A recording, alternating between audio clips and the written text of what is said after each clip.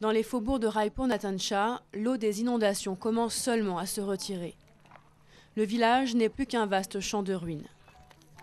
Aujourd'hui, Ghulam entame la reconstruction de sa maison dans l'amertume. Non, personne ne nous aide. Vous le voyez par vous-même. 90% des habitations ont été endommagées, pratiquement tous les toits et les murs sont fendus, alors que la nuit les températures descendent jusqu'à 5 degrés. Comme à Djani, la plupart des habitants de ce village ont regagné leur domicile il y a quelques jours, après avoir passé plusieurs mois sous les tentes d'un camp d'assistance de la région. La joie d'un retour réconfortant a rapidement laissé place au désespoir. Ma maison ressemblait à une grande décharge. Il y avait des ordures partout, l'odeur était insupportable. J'ai éclaté en sanglots. Comment peut-on vivre ici? Les enfants nous ont suppliés de partir. Et il n'y a plus assez d'argent pour faire des travaux.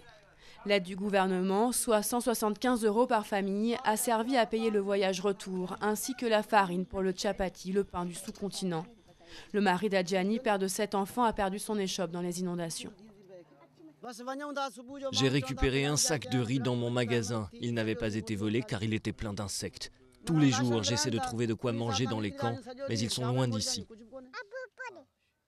L'ampleur de la catastrophe est gigantesque. Dans tout le pays, plus de 20 millions de personnes ont été affectées par ces inondations qui se sont déplacées du nord au sud, suivant le fleuve Indus. Ici, début septembre, le niveau du canal augmente dangereusement.